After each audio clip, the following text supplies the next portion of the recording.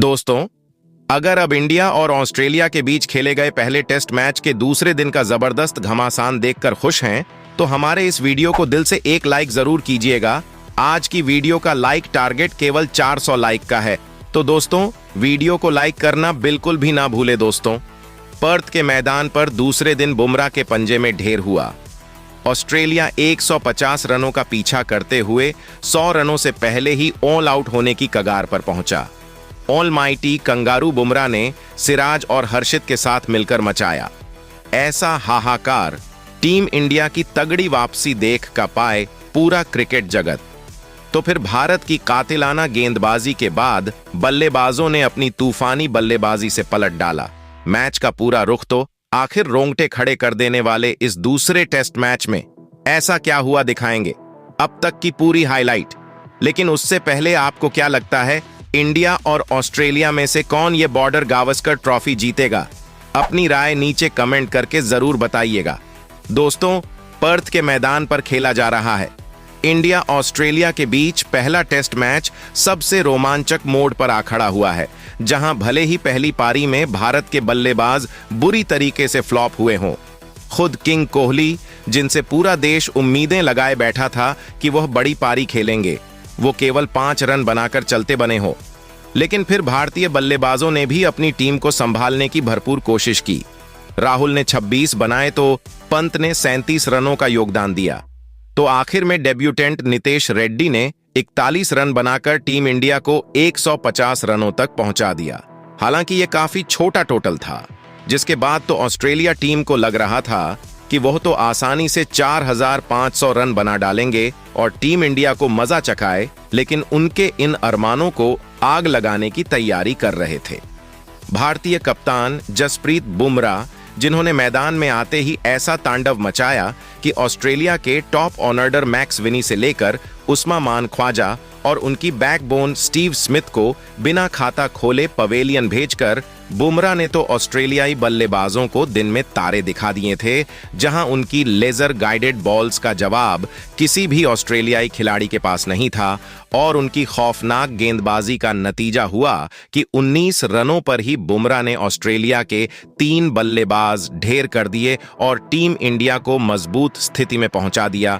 तो Mitchell Marsh भी कुछ रन बना पाते, उससे पहले ही सिराज ने मार्श का शिकार कर आधी ऑस्ट्रेलिया की टीम को समेट डाला, वो भी केवल 38 के स्कोर पर, जहां मार्श केवल 6 रन बनाकर पवेलियन लौट गए और टीम इंडिया इस मैच में बहुत बड़ी बढ़त बनाने की तरफ चली थी।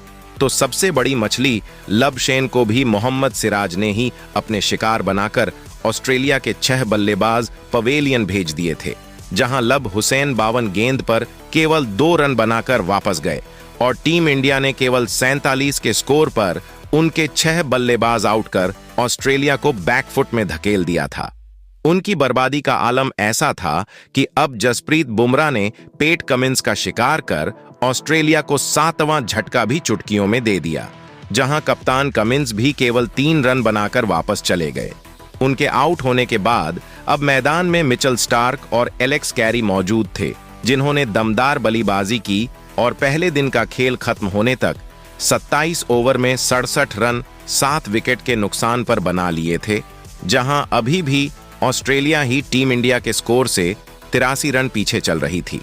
ऐसे में दूसरे दिन टीम इंडिया के पास मौका था जल्द से जल्द ऑस्ट्रेलिया को ऑल आउट कर एक बहुत बड़ी लीड बनाने का।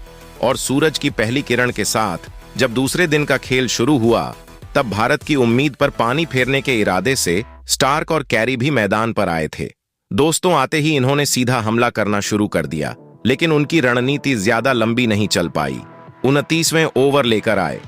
बुमराह ने पहली गेंद पर एलेक्स कैरी को ऋषभ पंत के हाथों का कैच करवाकर ऑस्ट्रेलिया को दिन में पहला झटका दे दिया था, जहां यह बल्लेबाज 3 चौके की बदौलत 21 रन बनाकर पवेलियन लौट गया और टीम इंडिया को दूसरे दिन बड़ी ही बहुत जल्दी सफलता मिल गई थी।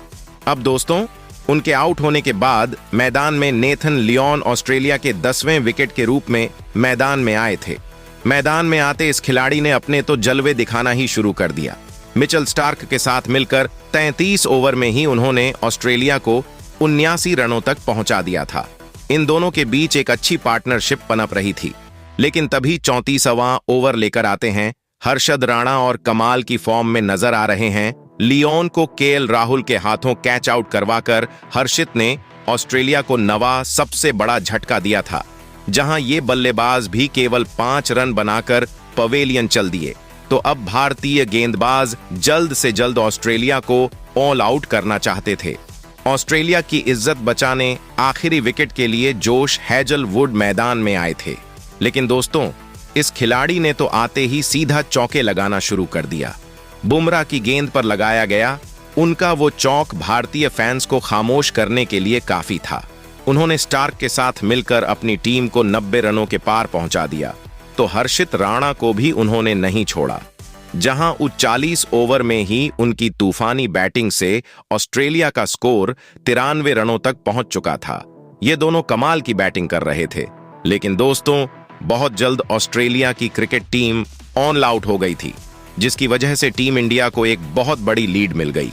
और इसका बखूबी फायदा उठाते हुए भारतीय बल्लेबाजों ने तो जो किया है वो इतिहास के पन्नों में लिखा गया है। दोस्तों भारत की तरफ से ओपनिंग करने आए केएल राहुल और यशस्वी जायसवाल दोनों ओपनर से बेहतरीन साझेदारी निभाई। यशस्वी जायसवाल और केएल राहुल ने दोस्तों विकेट लेना तो बहुत दूर की बात, आज खिलाड़ियों के चौके रोकना भी एक सपना बन गया था। ऑस्ट्रेलिया टीम के लिए जायसवाल और केएल राहुल मानो एक सदी के प्यासे थे। ऑस्ट्रेलियाई खिलाड़ियों को पीटने के लिए उनके घर में मौका मिला, तो दूसरे ओवर में केएल राहुल ने हैजलवुड जैसे खतरनाक खिलाड़ी को चौका चढ़ा। इसके बाद जायसवाल ने मिचेल स्टार्क को चौका लगाया। कमेंट्स को जायसवाल ने चौका जड़ा और बैक टू बैक चौके का यह सिलसिला चलता चला गया। दोस्तों आपको बता दें कि दोनों खिलाड़ियों ने अकेले मिलकर अपनी टीम के लिए 70 से ज्यादा रन जुटा दिए थे और तब तक केएल राहुल 22 रन पर थे। 3 चौकों की मदद से तो 5 चौके लगाकर 75 गेंदों में 40 रन के आसपास जायसवाल लगा चुके थे। भारत का स्कोर 100 के पार पहुंचने ही वाला था और हमारी लीड 150 के टोटल के पार, यानी कि अब ऑस्ट्रेलियन क्रिकेट टीम को एक अच्छा खासा टारगेट मिलने वाला है और इस बात में कोई संदेह भी नहीं। दोस्तों अगर व्यक्तिगत रिकॉर्ड्स की बात करें तो यशस्वी जायसवाल अपने अंतर्राष्ट्रीय करियर का 15वां टेस्ट मैच खेलते हुए आज अपने 1500 रन पूरे कर चुके हैं। उधर अगर उनके हाफ सेंचुरी कंप्लीट होती है तो यह उनका 9वां अर्धशतक भी हो जाएगा। और अगर केएल राहुल की बात करें तो लेजेंड केएल राहुल अपने इस 55वें मैच में अपने 3000 रन पूरे कर चुके हैं, के साथ साथ यह उनके करियर का 50वां होगा। दोस्तों केएल राहुल और जायसवाल की बल्लेबाजी को पूरी भारतीय क्रिकेट टीम ने खड़े होकर ताली बजाकर सम्मान दिया। तो आप इन 10 में से कितने नंबर देंगे नीचे कमेंट जरूर कीजिएगा और सब्सक्राइब कीजिए। हमारे सवाल और बुमराह को बेहतर खिलाड़ी मानते हैं तो वीडियो को एक लाइक जरूर कीजिएगा।